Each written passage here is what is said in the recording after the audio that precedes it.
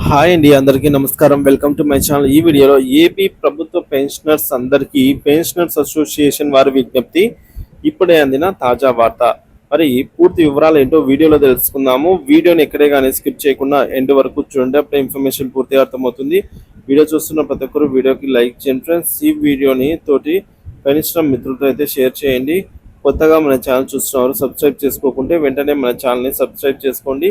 దీనివల్ల నేను చేసే ప్రతి ఒక్క వీడియో మీ వరకు రీచ్ అవుతుంది. ఇక ఆలస్యం చేయకుండా వివరాల్లోకి అయితే వెళ్ళిపోదాము ఫ్రెండ్స్. ఇక విషయానికి వచ్చినట్లయితే AP state government pensioners association AP Amaravati వారి విజ్ఞప్తి అండి, పెన్షనర్లందరికీ కూడా ఈ ఫిబ్రవరి నెల పెన్షన్ పే సిప్స్ని పెన్షన్ పే సిప్స్ని ఖచ్చితంగా జనరేట్ కాబడ్డాయని మనందరికీ తెలిసిందే అండి, అందరూ చెక్ చేయడం కూడా జరిగింది.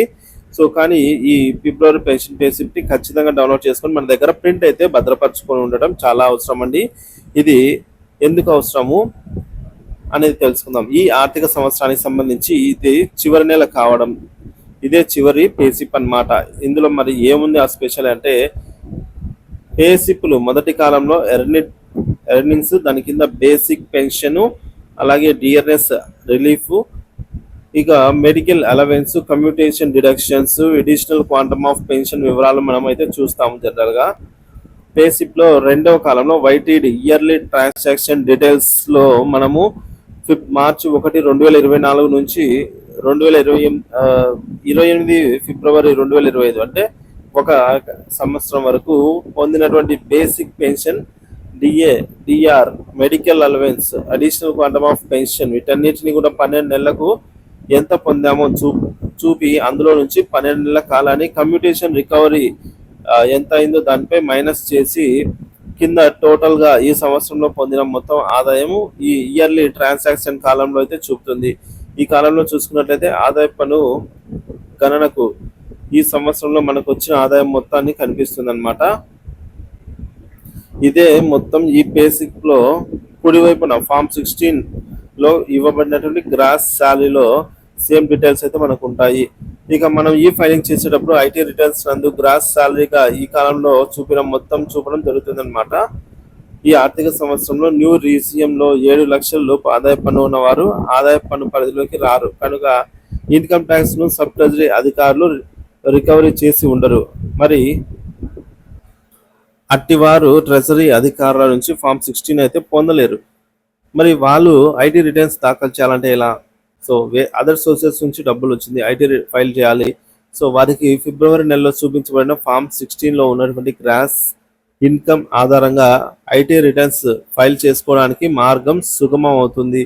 మనం 12 నెలల పే స్లిప్లు తీసుకుని ఆదాయ పన్ను గమనించుకోవాల్సిన అవసరం అయితే ఉండదు కనుక ఫిబ్రవరి పే స్లిప్ ప్రింట్ తీసుకోవడం అనేది ఇందుకోసం అవసరం అన్నమాట.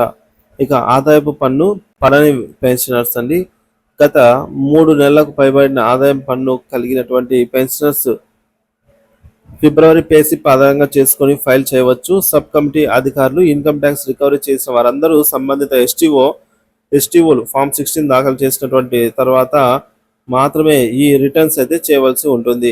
సబ్ ట్రెజరీ అధికారులు ఇన్కమ్ ట్యాక్స్ మినహాయించిన వారికి మాత్రమే ఫామ్ 16 అనేది జారీ చేస్తారు.